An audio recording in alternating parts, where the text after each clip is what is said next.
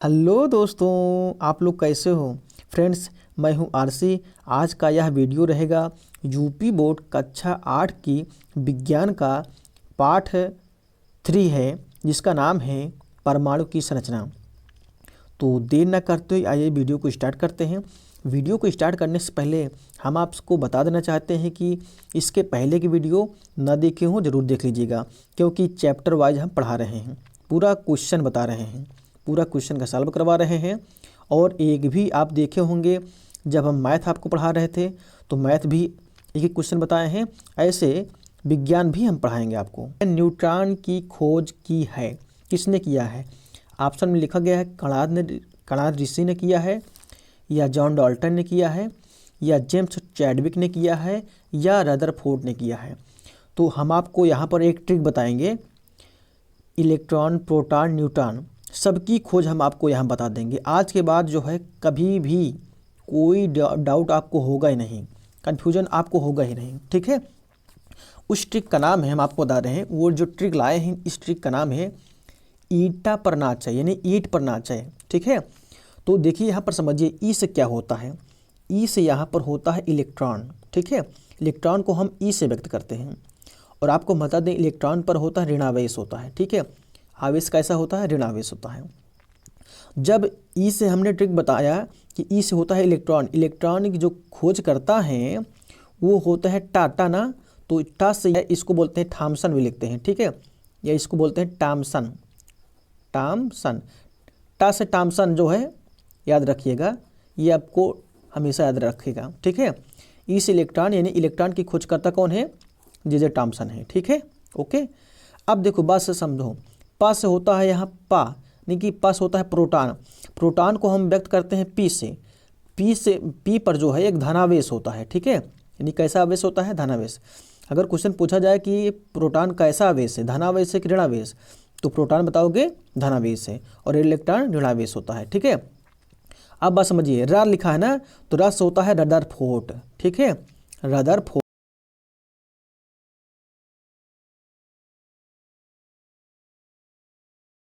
ना से होता है न्यूट्रॉन। न्यूट्रॉन को व्यक्त करते हैं एन से, ठीक है। किसे व्यक्त करते हैं, किसे व्यक्त करते हैं? तो आप बताओगे एन से डिनोट करते हैं, नहीं प्रदर्शित करते हैं, ठीक है। न्यूट्रॉन पे जो है कोई आवेश नहीं होता है, ठीक है, न्यूट्रॉन पे कोई आवेश नहीं होता है, ठीक है। अब देखो न्यूट्रॉन की खोजकर्ता कौन है, तो आप बताओगे जेम्स चैडविक हैं, ठीक है, चैडविक, ओके।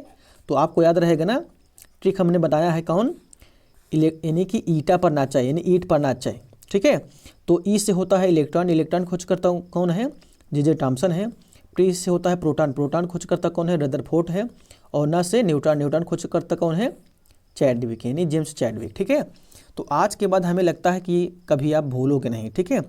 तो दोस्तों, यदि आपको ट्रिक समझ में आई हो, अच्छी लगी हो, पसंद आई हो, तो आज अभी तुरंत जो है यह वीडियो तुरंत अपने दोस्तों तक, जो भी आपके ग्रुप बना हो, उस पर शेयर कर दीजिए, ठीक है। क्योंकि जो लोग लाइक और शेयर करेंगे उन्हीं के पास आज के बाद यह वीडियो जाएगी, जान लीजिए, ठीक है, कोई वीडियो जाएगी, क्योंकि हमने ऐसा सेटिंग कर दिया है कि जो लोग लाइक और शेयर नहीं करेंगे उनके पास आज के बाद वीडियो नहीं जाएगी, ठीक है। देखते हो ना, न्यूट्रॉन की खोजकर्ता कौन है बताइए? न्यूट्रॉन की खोज किसने किया था?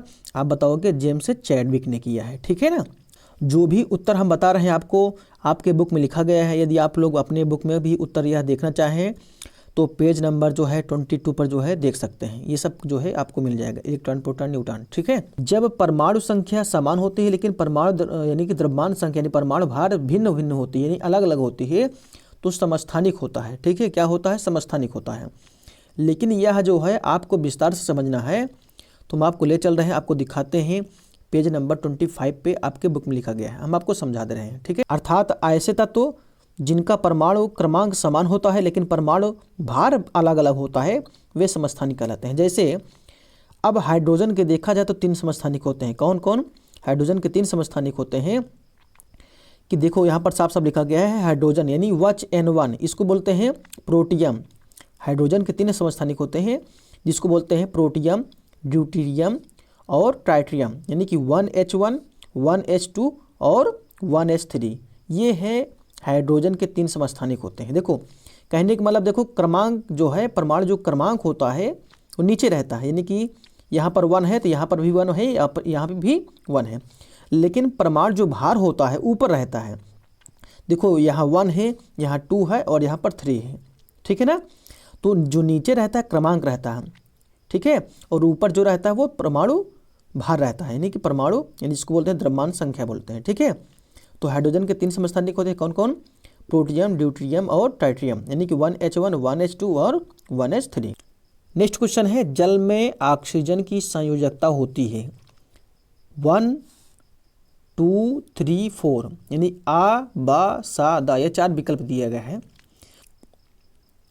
जल में ऑक्सीजन की जो वैलेंसी होती है वो 2 होती है, ठीक है, लेकिन 2 जो है कैसे आया हम आपको समझा रहे हैं। किसी भी तत्व की संयोजकता यानी वैलेंसी वह संख्या है जो यह दर्शाती है कि उस तत्व का एक परमाणु हाइड्रोजन के कितने परमाणुओं से संयोग करता है अथवा विस्थापित करता है। बात समझ में आया आपको? देखो, जैसे HCl में क्लोरीन की जो संयोजकता है 1 है, क्योंकि वह हाइड्रोजन के एक परमाणु से संयोग करती है।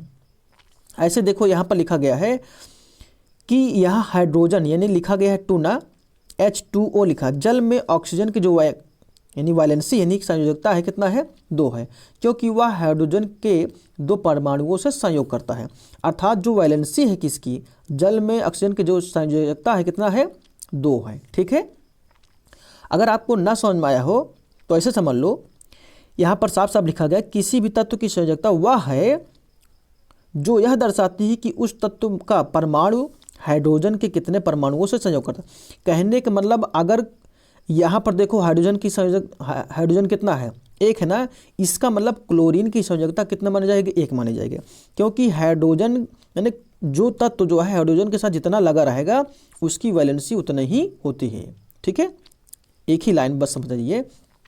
आप यहाँ पर देखो ऑक्सीजन की वैलेंसी अगर पूछा जाए तो ऑक्सीजन के साथ हाइड्रोजन कितना है? 2 है ना, इसीलिए ऑक्सीजन की जो संयोजकता होगी यानी वैलेंसी होगी कितनी होगी? 2 होगी। बस एक ही लाइन में इतना समझिए बस। हाइड्रोजन जितना रहेगा उसके साथ जितना जो तत्व रहेगा, ठीक है, उसकी वैलेंसी बनी जाएगी, ठीक है।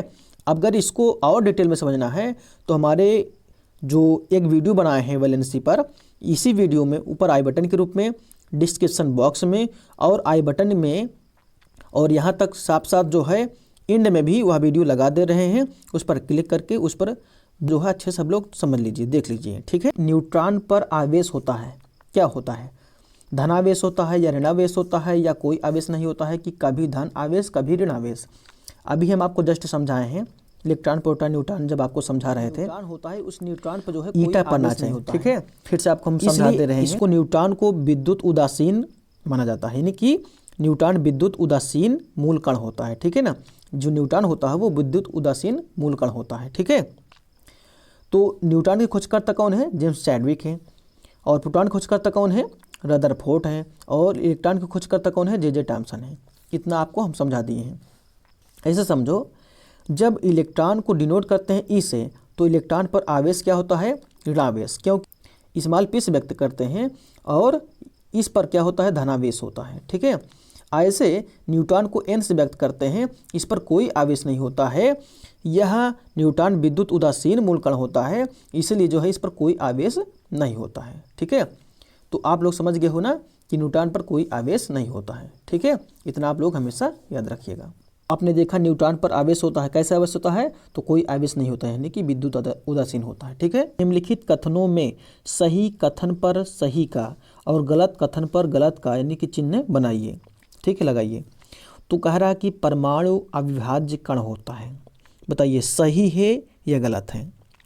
देखो, परमाणु अविभाज्य कण नहीं होता है।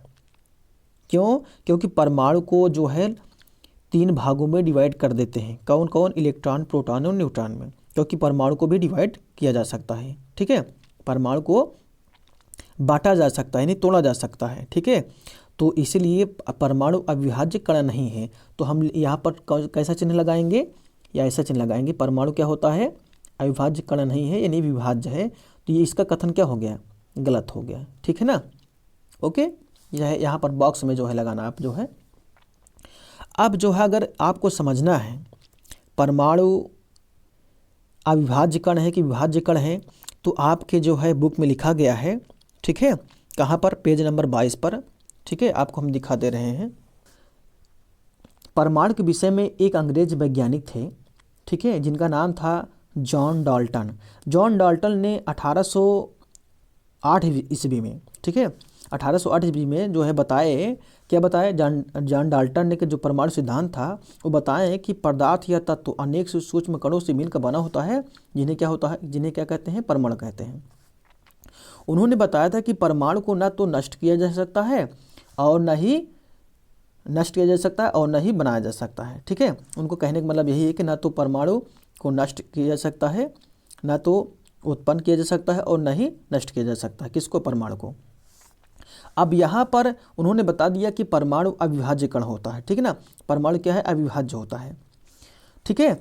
लेकिन अब यहाँ पर देखोगे, थोड़ा उसके नीचे आ जाओगे तो यहाँ पर लिखा गया है साफ साफ कि परमाणु का जो संगठन होता है, जॉन डाल्टन के अनुसार परमाणु एक अविभाज्य कण था, परंतु अविभाज्य होने की यह जो धारणा है समय के साथ क्या हो गई, गलत हो गई। यहाँ पर साफ साफ लिखा है कि जो समय था, समय के साथ क्या हो गई, गलत सिद्ध हो गई। क्यों? क्योंकि 18वीं शताब्दी में वो बोले थे, यानी कि जॉन डाल्टन, कि परमाणु क्या है, अविभाज्य है, यानी परमाणु को डिवाइड नहीं कर सकते हैं। लेकिन 20वीं शताब्दी में जो है, प्रारंभ में अनेक वैज्ञानिक जो है सर्च किए, खोज करे कि परमाणु को भी डिवाइड किया जा सकता है। परमाणु को मुख्य रूप से 3 मूल कणों में डिवाइड कर सकते हैं। 3 मूल कणों जो है में विभाजित हो सकता है। कौन कौन? इलेक्ट्रॉन, प्रोटॉन और न्यूट्रॉन, ठीक है, इलेक्ट्रॉन, प्रोटॉन और न्यूट्रॉन 3 मूल कण होते हैं। इलेक्ट्रॉन, प्रोटॉन और न्यूट्रॉन, ठीक है। किसके ये यानी मूल कण हैं? तो परमाणु के ही मूल कण हैं। अब यहाँ पर साफ साफ लिखा गया है इलेक्ट्रॉन। इलेक्ट्रॉन का मतलब होता है, इलेक्ट्रॉन को हम व्यक्त करते हैं किससे? हमने आपको बताया कि ई से व्यक्त करते हैं। अब इसमें साफ साफ लिखा गया कि इलेक्ट्रॉन के खोजकर्ता कौन है? जे थॉमसन है, ठीक है ना। और इलेक्ट्रॉन पे जो है कैसा आवेश होता है, तो क्या होता है, यहाँ पर साफ साफ लिखा है ऋणावेशित होता है। कैसा होता है? ऋणावेशित होता है, ठीक है, ओके। अब यहाँ लिखा गया प्रोटॉन। प्रोटॉन किससे व्यक्त करते हैं? पी से, स्मॉल पी से। और इस पर कैसा आवेश होता है? ये धनावेश होता है, ठीक है, ये क्या होता है? धनावेश होता है, ठीक है। और हमने बताया कि प्रोटॉन जो है, प्रोटॉन का द्रव्यमान परमाणु हाइड्रोजन के द्रव्यमान परमाणु के लगभग बराबर होता है, ठीक है। जो प्रोटॉन का द्रव्यमान होता है हाइड्रोजन परमाणु के द्रव्यमान के लगभग क्या होता है? बराबर होता है, ठीक है। अब यहाँ नीचे लिखा गया है,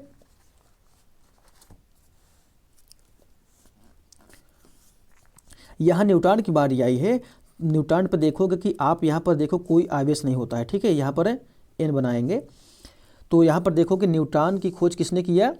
जे थॉमसन ने किया। सॉरी, न्यूट्रॉन की खोजकर्ता कौन है? जेम्स चैडविक हैं। लेकिन इस पर कोई आवेश नहीं होता है, ठीक है, इस पर कोई आवेश नहीं होता है। यह विद्युत उदासीन मूल कण है, ठीक है ना। विद्युत क्या है? उदासीन मूल कण है, ठीक है। किसी परमाणु के नाभिक में उसका द्रव्यमान होता है।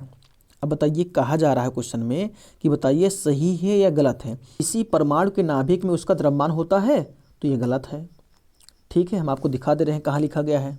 हमने सीखा में कि किसी परमाणु के नाभिक में प्रोटॉन व न्यूट्रॉन होते हैं। अर्थात किसी परमाणु के जो नाभिक होता है, परमाणु का जो नाभिक होता है उसमें क्या होता है? प्रोटॉन होता है। यानी नाभिक में क्या होता है? नाभिक में प्रोटॉन होता है और न्यूट्रॉन होता है, ठीक है ना। यानी कि प्रोटॉन और न्यूट्रॉन, नाभिक में क्या होता है? नाभिक में आप बताओगे किसी परमाणु के नाभिक में क्या होता है? प्रोटॉन और न्यूट्रॉन होते हैं। तो अर्थात जो इलेक्ट्रॉन होता है, इलेक्ट्रॉन जो होता है वो नाभिक के चारों ओर चक्कर लगाते हैं। साफ साफ लिखा गया है कि जो नाभिक होता है, किसी परमाणु का जो नाभिक होगा उसमें क्या होगा? प्रोटॉन और न्यूट्रॉन होगा, ठीक है। कहने का मतलब ये परमाणु है तो इस परमाणु के जो नाभिक होगा बीच में क्या होगा? प्रोटॉन और न्यूट्रॉन होगा। और जो इलेक्ट्रॉन होता है, इलेक्ट्रॉन क्या होता है? इलेक्ट्रॉन जो है चारों ओर चक्कर लगाता रहता है, ठीक है ना। इलेक्ट्रॉन क्या करता है? चारों तरफ चक्कर लगाता रहता है, इससे नाभिक की ओर चारों ओर चक्कर लगाता है, ठीक है ना। और यहाँ पर साफ साफ लिखा गया है किसी परमाणु में प्रोटॉन तथा इलेक्ट्रॉन की संख्या क्या होती है? बराबर होती है, ठीक है ना। अर्थात जितना प्रोटॉन रहेगा उतना ही इलेक्ट्रॉन रहेगा। यहाँ पर नेक्स्ट क्वेश्चन लिखा गया है कि परमाणु से इलेक्ट्रॉन के निकलने से ऋण आवेशित आयन प्राप्त होता है। गलत, क्योंकि धन आवेशित होता है। ठीक है ना, ये भी क्या है, गलत है। क्या होता है, कैसा आवेश होता है, जब कोई परमाणु इलेक्ट्रॉन को त्याग करता है तो उतना जो है धनायन बन जाता है। ठीक है ना, जैसे हमने आपको बताया, जैसे हाइड्रोजन धनायन कब होता है, जब हाइड्रोजन धनायन तब होगा जब हाइड्रोजन इलेक्ट्रॉन को त्याग करेगा ना, त्याग करेगा तो भी क्या हो जाएगा, तभी धनायन बनता है ऊपर। ठीक है ना, जब भी इलेक्ट्रॉन को त्याग करता है, कोई भी तत्व इलेक्ट्रॉन को मान लो जो है, कोई भी तत्व इलेक्ट्रॉन को त्याग करता है तो उतना ही उस पर क्या होता है, धनायन होता है। फर्स्ट आपको हमने दिखाया कि जल में जो ऑक्सीजन की संयोजकता होती है 2 होती है। ठीक ना, जल के अणु में ऑक्सीजन की जो संयोजकता होती है कितनी होती है, 2 होती है। अभी हमको जब आपको दृष्टि दिखाए हैं तो यह क्या हो गया, ये भी क्या हो गया, गलत है ना, क्योंकि जल का जो सूत्र होता है, आप ये अपने आप दिखाया है, H2O होता है। ठीक है, H2O होता है ना, तो ऑक्सीजन के साथ जो है हाइड्रोजन की जो यानी कि ऑक्सीजन की जो संयोजकता है कितनी है, तो यहाँ पर 2 होनी चाहिए, यहाँ पर 3 लिखा है, इसलिए गलत हो गया। ठीक है, अब देखिए, अब भरने वाली बात आ गई ना, लिखा गया है रिक्त स्थानों की पूर्ति कीजिए। देखो, हम आपको इतना बढ़िया समझा रहे हैं, हाँ ठीक है, तो आपका एक फ़र्ज़ बनता है कि लाइक और शेयर कर दें। ठीक है ना, मत करो, आज के बाद आपको आपके पास जो है वीडियो हमारी जाएगी ही नहीं। ठीक है, क्योंकि हम ऐसा सेटिंग कर दिए है कि जो लोग लाइक और शेयर करेंगे उन्हीं के पास हमारी वीडियो जाएगी, उन्हीं के फ़ोन में हमारी वीडियो जाएगी बस। 2 या 2 से अधिक जो परमाणु जब मिलते हैं तो क्या बनाते हैं, अणु बनाते हैं। ठीक है ना, क्या बनाते हैं, अणु बनाते हैं। अच्छा, आपको समझा दे कि नहीं, अणु परमाणु क्या होता है, चलो समझ लो। पहले अणु समझते हैं। ठीक है, अणु क्या होता है और परमाणु क्या होता है। ठीक है, अणु और परमाणु दोनों को अच्छे से समझ लेंगे तो कभी आप जो है कन्फ्यूजन नहीं आएगा आपको। ठीक है, बात समझिए। अणु, देखो हम कहते हैं कि जो मतलब ब्रह्मांड को पूरे धरती पर जो सबसे छोटा रूप होगा वही होता है परमाणु होता है। ठीक है ना, वो परमाणु होता है। बस समझना, जब हाइड्रोजन लिखा ऐसे लिखा है तो क्या है, किस रूप में है, ये परमाणु के रूप में है। ठीक है, लेकिन यही जो है ऐसे लिखा जाए, हाइड्रोजन में यहाँ 2 लगा दिया जाए तो यह अणु के रूप में हो गया। ठीक है, तो कहने का मतलब ये है कि जब एक हाइड्रोजन और एक हाइड्रोजन मिलते हैं तो क्या बन जाता है, एक अणु बन जाता है। क्या बन जाता है, एक अणु बन जाता है। तो यानी कि जो ऐसे कह सकते हैं, पदार्थ का वह सूक्ष्म से सूक्ष्मतम कण जिनसे मिलकर अणु बनता है वो क्या कहलाता है, परमाणु कहलाता है। पदार्थ का, अभी आपको हमने बुक में आपको दिखाया था कि पूरे ब्रह्मांड में जो है सबसे जो छोटा रहेगा वो मतलब क्या रहेगा, परमाणु रहेगा, क्योंकि परमाणु से ही क्या बनता है, अणु बनता है। ठीक है ना, पदार्थ का वह छोटा से छोटा कण जिनसे मिलकर अणु बनता है, जिनसे मिलकर क्या बनता है, अणु बनता है, वही क्या कहलाता है, परमाणु कहलाता है। तो लोग आपको कन्फ्यूज करेंगे। ठीक है ना, लेकिन आपको अगर यह वीडियो देख लेंगे ना तो कभी भी कन्फ्यूजन में नहीं आएंगे, क्योंकि जो परमाणु होता है वो ऐसा होता है और अणु होता है ये होता है। तो बताओ कौन ज़्यादा है, कौन बड़ा है, कौन छोटा है, बताओ। जाहिर सी बात है कि आपने देखा होगा जब नागासाकी और हिरोशिमा जापान पर जब बम गिराया था तो अणु बम गिराया गया था, परमाणु बम गिराया था, बताओ। तो आप बताओगे परमाणु बम गिराया गया था, ये रूप बम मतलब परमाणु बम गिराया गया था। कहीं ये वाला बम गिरा देते तो सोचो पहले क्या होता। परमाणु बम गिराने से ही वहाँ यानी जापान में अभी भी लोग जो है यानी कि वहाँ जो संतान उत्पन्न होते हैं कहीं ना कहीं किसी ने अपंग पैदा होते हैं, यानी विकलांग पैदा होते हैं, अभी भी जन्म लेते हैं विकलांग समझो। फिर भी वो डेवलप है कंट्री। लेकिन हमको आपको यही जानकारी देना है कि वहाँ पर जो है कैसा बम गिराया गया था, तो परमाणु बम गिराया गया था। सोचो ज़रा, आप इस पर विचार करना। आप ईटा पर नाचे, हमेशा याद रखना बस। ठीक है, आप बता लोगे। अब देखो ग नंबर, देखो न्यूट्रॉन का द्रव्यमान, न्यूट्रॉन का द्रव्यमान हाइड्रोजन परमाणु के द्रव्यमान के लगभग होता है। हाइड्रोजन परमाणु के द्रव्यमान के लगभग क्या होता है, बराबर होता है ना। यहाँ पर क्या भरोगे आप, बराबर। ठीक है, क्या होता है, बराबर होता है। ये आपको जानकारी कहाँ से मिल रही है, आपके बुक में ही लिखी गई है। ठीक है, अगर आपको देखना है तो पेज नंबर 22 पर जाइए। पर नेक्स्ट क्वेश्चन लिखा गया, नील्स बोर के अनुसार परमाणु का जो समस्त द्रव्यमान होता है, समस्त द्रव्यमान, ठीक है, क्या होता है, समस्त समस्त द्रव्यमान उसके नाभिक में उपस्थित होता है। अभी हमको दिखाए थे, ठीक है ना। अगर आपको देखना है तो पेज नंबर 24 पे देखिएगा, ठीक है। नील्स बोर का जो कहना था कि जो परमाणु होता है, परमाणु को जो समस्त द्रव्यमान होता है उसके नाभिक में उपस्थित होता है। अगर समझो, अभी हमने आपको जस्ट दिखाया कि यानी जो नाभिक होता है, नाभिक में क्या होते हैं।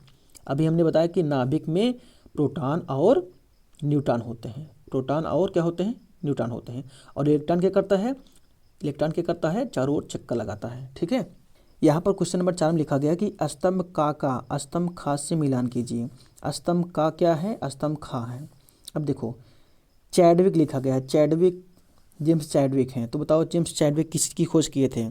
तो अब बताओ कि जेम्स चैडविक जो है न्यूट्रॉन की खोज किए थे, है ना। तो इसका जो है मिलान किस में करेंगे, न्यूट्रॉन का खोज, यानी कि न्यूट्रॉन का खोज किए थे जेम्स चैडविक। अभी हमने आपको जस्ट बताया था ना, ईटा पढ़ना चाहिए ना, तो सारा क्लियर हो गया। अब देखो हमने आपको जस्ट इसके पहले बताया कि जो इलेक्ट्रॉन होता है, इलेक्ट्रॉन कैसा होता है, ऋणावेशित होता है, ठीक है। हमने आपको बताया जो इलेक्ट्रॉन होता है वो क्या होता है, ऋणावेशित होता है, ठीक है। इलेक्ट्रॉन को हम किस से व्यक्त करते हैं, ई से व्यक्त करते हैं। इलेक्ट्रॉन को किससे व्यक्त करते हैं, ई से। इस पे जो है ऐसे बना होता है, जो चार्ज है यानी आवेश है, ठीक है ना। अब एक बच्चा है, ये कार्बन क्या है, तत्व है। Hydrogen, helium, lithium, beryllium, boron, carbon, ये सब क्या है, ये तत्व हैं। ये सब क्या है, ये तत्व हैं, ठीक है ना। अगर तत्व वाली एलिमेंट वाली वीडियो अगर आप लोग ना देखे हों तो उसको ज़रूर देख लीजिएगा। वह उस वीडियो का लिंक भी इसी वीडियो में ऊपर आई बटन के रूप में डिस्क्रिप्शन बॉक्स में, और इसके साथ साथ इसी वीडियो में, इसके वीडियो जब अंत होने लगता है तो हम वहाँ पर लगा देते हैं, उस पर क्लिक करके आप लोग को देखना रहता है, ठीक है। अब क्वेश्चन नंबर 5 चलते हैं। और हाँ, क्वेश्चन नंबर 5 चलने से पहले एक सूचना है कि जो लोग लाइक और शेयर करेंगे, ठीक है, उन्हीं के पास हमारी वीडियो जाएगी, उन्हीं के फ़ोन में, और किसी के पास ऐसा नहीं। किसी भी कोई परमाणु होगा तो उसमें जो है 3 मूल कण होते हैं। कौन कौन, इलेक्ट्रॉन, ठीक है, प्रोटॉन और न्यूट्रॉन, ठीक है ना। इलेक्ट्रॉन, प्रोटॉन और न्यूट्रॉन 3 मूल कण होते हैं, ठीक है। अगर आप लोग फेयर कॉपी बना रहे हैं तो ऐसे मत लिखिएगा, साफ साफ हिंदी में लिखिए। पहले इलेक्ट्रॉन कोष्टक में लिखिएगा ई पर जो है डायस से ऋणमाण, ये आवेश यानी चार्ज है, ठीक है ना। प्रोटॉन लिखो हिंदी में, प्रोटॉन पर धनावेश होता है। न्यूट्रॉन मतलब कोई आवेश नहीं होता है। तो ऐसे लिखोगे उत्तर, मतलब अगर प्रश्न उत्तर ऐसे बना के लिख रहे हो तो लिखोगे किसी परमाणु में पाए जाने वाले 3 मूल कण होते हैं। कौन कौन, डायस करके लिखो, इलेक्ट्रॉन, प्रोटॉन और न्यूट्रॉन। कि इलेक्ट्रॉन पर जो है क्या होता है, ऋणावेश होता है। कैसे होता है आवेश, आवेश जो है, ये जो चीज़ बनता है ये क्या होता है, ऋणावेश होता है। तो इलेक्ट्रॉन पर कैसा आवेश होता है, ऋणावेश होता है, ठीक है ना। तो हाइड्रोजन के 3 समस्थानिकों के नाम बताइए। तो हमने अभी जस्ट इसके पहले बताया हाइड्रोजन के 3 समस्थानिक होते हैं। 1H1 का मतलब इसको बोलते हैं प्रोटियम, ठीक है ना। प्रोटियम, ड्यूटेरियम और ट्राइटियम, ठीक है ना। देखो ये है 1H1, 1H2, 1H3। तो हाइड्रोजन के 3 समस्थानिक आपके बुक में लिखा गया है, दिखाए हैं आपको हम, ठीक है। तो इसको बोलते हैं, क्या बोलते हैं, प्रोटियम, ड्यूटेरियम और ट्राइटियम, ठीक है। आप अपने बुक में जो है देख लीजिएगा, ठीक है। हम आपको दिखाए भी हैं सब चीज़ कहाँ लिखा है। अब यहाँ पर लिखा गया है क्वेश्चन नंबर 8 में निम्नलिखित की परिभाषा लिखिए। तो बताओ, अभी हम आपको जस्ट दिखाएं परमाणु संख्या क्या होती है। अभी हम आपको जस्ट दिखाएं ना परमाणु संख्या क्या होती है। अगर आपको फिर से देखना है तो पेज नंबर 24 पर देखिएगा। द्रव्यमान संख्या क्या होती है और संयोजकता क्या होती है। चलो हम आपको सबको दिखा दे रहे हैं, यानी कि परमाणु संख्या क्या होती है, द्रव्यमान संख्या क्या होती है और संयोजकता क्या होती है। इन सबको हम दिखा दे रहे हैं, कहाँ पर लिखे गए हैं और समझा भी देते हैं, ठीक है। बात एक ही है, ठीक है ना। परमाणु संख्या का हो या परमाणु क्रमांक हो, इसको जो परमाणु संख्या होती है इसको हम कैपिटल जेड से व्यक्त करते हैं, जेड से, कैपिटल जेड से इसको व्यक्त करते हैं। अब परमाणु संख्या होती क्या है, किसी तत्व के परमाणु के नाभिक में, बात समझना, किसी भी कोई भी तत्व रहेगा उसके परमाणु के नाभिक, किसी तत्व के परमाणु के नाभिक में उपस्थित प्रोटॉनों की संख्या, बस समझना, प्रोटॉनों की संख्या ही परमाणु क्रमांक कहलाता है, ठीक है। इसको जेड से व्यक्त करते हैं, किससे व्यक्त करते हैं, कैपिटल जेड से व्यक्त करते हैं, ओके। साफ साफ लिखा गया कि परमाणु जो संख्या होती है, प्रोटॉनों की संख्या क्या होती है, बराबर होती है, यानी कि इसको हम लोग लिख सकते हैं जेड बराबर पी, यानी कि परमाणु क्रमांक जो होता है जो परमाणु क्रमांक होता है वो प्रोटॉनों की संख्या क्या होता है, बराबर होता है। की संख्या बराबर इलेक्ट्रॉनों की संख्या, ठीक है, प्रोटॉनों की संख्या बराबर इलेक्ट्रॉनों की संख्या। तो यहाँ पर साफ साफ लिखा कि जितने प्रोटॉन धनावेशित होते हैं उतने ही इलेक्ट्रॉन ऋणावेशित होते हैं, ठीक है। जितने प्रोटॉन, अगर बात समझो, जितना प्रोटॉन, अगर या बात समझो, अगर प्रोटॉन पे जो है एक धन आवेश लिखा है, यानी कि एक चार्ज लगा है, तो इलेक्ट्रॉन पे कितना होता है, एक जो है ऋणावेश होता है, ठीक है। जितना चार्ज प्रोटॉन पे होगा धनावेश, उतना इलेक्ट्रॉन पे जो है उतना चार्ज होगा ऋणावेश होता है, ठीक है ना। बात समझ में आ गई होगा आपको। अब द्रव्यमान संख्या समझो। द्रव्यमान संख्या को इसको बोलते हैं, द्रव्यमान संख्या को बोलते हैं परमाणु क्रमांक, परमाणु भार इसको लिख सकते हैं, ठीक है। क्या लिख सकते हैं इसको, परमाणु भार, ठीक है, परमाणु भार। अभी इसके पहले परमाणु क्रमांक आपने देखा, अब समझिए परमाणु भार क्या होता है। द्रव्यमान संख्या को ही हम बोल सकते हैं परमाणु भार। और इसको किससे व्यक्त करते हैं बताइए, इसको जो है कैपिटल ए से व्यक्त करते हैं। किससे व्यक्त करते हैं, कैपिटल ए से, यानी परमाणु भार को कैपिटल ए से व्यक्त करते हैं। अब देखिए बात समझिएगा, यहाँ पर लिखा गया किसी तत्व के परमाणु के नाभिक में, देखो अब देखो यहाँ पर साफ से लिखा गया, क्या लिखा गया है कि किसी तत्व के परमाणु के नाभिक में उपस्थित प्रोटॉनों की संख्या तथा न्यूट्रॉनों की संख्या का जो योग होता है वह द्रव्यमान संख्या कहलाता है। अर्थात जो परमाणु भार होगा, अब बात समझना, परमाणु जो भार होता है, यानी कि यही जो चीज़ कहलाता है परमाणु भार, ठीक है ना, परमाणु भार, ठीक है। ये क्या है, परमाणु भार है। परमाणु भार ए बराबर, देखो परमाणु भार ए बराबर क्या हो जाएगा, प्रोटॉनों की संख्या प्लस न्यूट्रॉनों की संख्या, ठीक है ना। परमाणु भार ए बराबर क्या हो जाएगा, प्रोटॉनों की संख्या प्लस न्यूट्रॉनों की संख्या।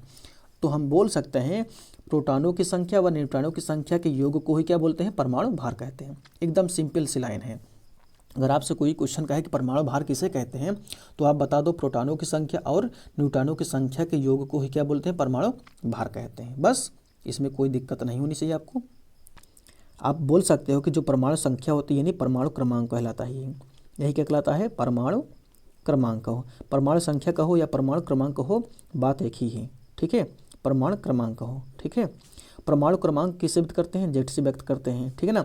और जेड बराबर क्या होता है, इलेक्ट्रॉन, यानी कि परमाणु क्रमांक जेड बराबर इलेक्ट्रॉनों की संख्या बराबर क्या होती है, प्रोटॉनों की संख्या, ठीक है ना। यानी परमाणु क्रमांक क्या होता है, परमाणु क्रमांक इलेक्ट्रॉनों की संख्या बराबर प्रोटॉन की संख्या।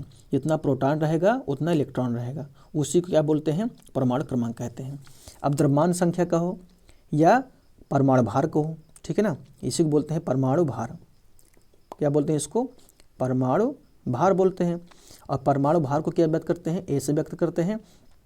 ए बराबर क्या होता है, प्रोटॉनों की संख्या प्लस न्यूट्रॉनों की संख्या, ठीक है ना। अभी आपको हम जस्ट बताए हैं कि प्रोटॉनों की संख्या और न्यूट्रॉनों की संख्या के योग को ही क्या बोलते हैं, परमाणु भार कहते हैं, ठीक है। अब संयोजकता आपको हम जस्ट पहले इसके बताएं, जितना क्या होता है हाइड्रोजन रहेगा उतना ही उस तत्व का संयोजकता कहलाती है। परमाणु मॉडल की विफलता के क्या कारण थे, रदरफोर्ड का नाभिकीय मॉडल क्या है, तो आपको इसको देखना है। तो हम आपको बता दे रहे हैं, ये 23 लिखा गया है, पेज नंबर 23 लिखा गया है। अगर इलेक्ट्रॉन प्रोटॉन न्यूट्रॉन के गुणों की तुलना करना है तो पेज नंबर जो है हम आपको बता दे रहे हैं 22 पे आप जा करके देख करके लिख सकते हैं। प्यारे मित्रों, यदि आप इकाई 4 चैप्टर खनिज एवं धातु अभी आपको देखना है, तुरंत देखना है, तो वीडियो के इन में जो वीडियो आपके सामने कॉर्नर पर दिख रही है इस पर क्लिक कर दीजिए, तो यही वीडियो चलने लगेगी। और हाँ, चलते चलते बस आपसे इतना ही कहेंगे कि जो लोग लाइक और शेयर करेंगे उन्हीं के पास हमारी वीडियो जाएगी। धन्यवाद।